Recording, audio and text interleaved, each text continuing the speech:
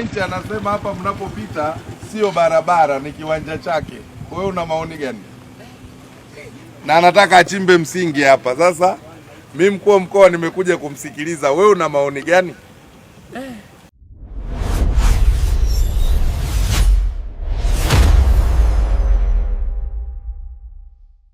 Ile nguzo ya umeme pale mpaka kwenye fence hii hapa. Kwa hiyo hii barabara hii mpaka kufika kule anasema anataka ajenge. Kwa hiyo anataka kuchimba msingi hapa unapopita nyie. Sasa nyie mna maoni gani? Maana na nyie pia ni wananchi wa mtaa huu. Anasema yeye hapa hakuna barabara, hapa ni kiwanja chake.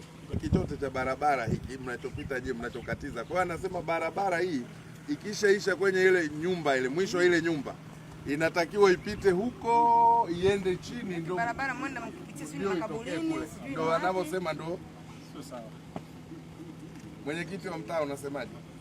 Hii barabara ipo kisheria, yenyewe iendelee kuwepo tu mheshimiwa, kwa sababu kwanza sijui hili eneo lilipataje, kwa sababu mimi nilimwambia alete nyaraka za kumiliki hili eneo na amenipa hati kwamba ana hati kabisa.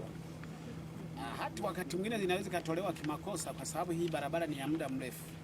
Karua, kwa hiyo mimi nadhani barabara hii ifanye kazi. Unasemaje maoni yako hapa? Kuna wewe si ndo mtu wa barabara bwana. Hapa kuna barabara, hakuna barabara. Kwa sisi tulivyorithi, kwa sababu barabara nyingi tumezirithi toka mamlaka za serikali za mitaa. Na wakati tunazirithi tulifanya tracking, yani kuzipitia barabara zote. Kwa hii tulionyeshwa kama barabara. Na tunaitambua kama barabara ambayo imesajiliwa. Imesajiliwa na TARURA kuwa barabara.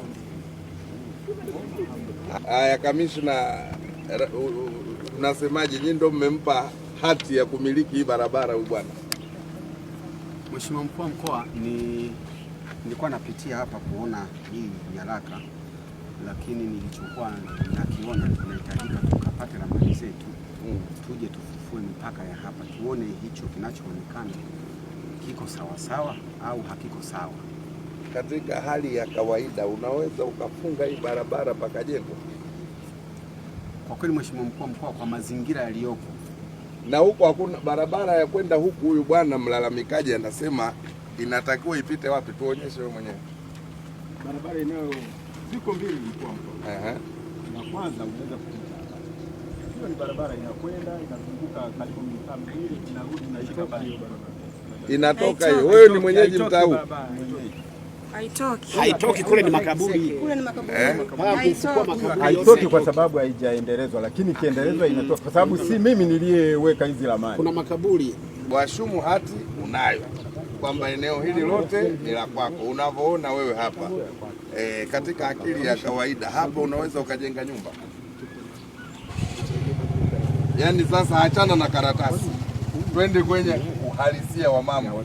Hapa tuliposimama hapa na sasa hivi magari yote yanayokwenda PF yanapita hapa. Hapa unaweza ukaiblock hii barabara ukajenga nyumba katika hali ya kawaida.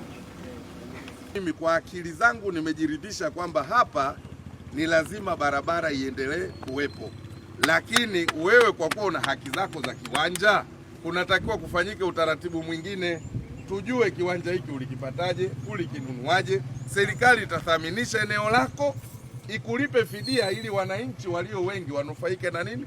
Barabara, kwa sababu barabara ni public interest. Hapa hakuna mkuu wa wilaya yoyote wala mkuu wa mkoa yoyote, hata mtu yote mwenye akili timamu anaweza akaja akasema akupishe wewe hapa ujenge nyumba. Si kweli.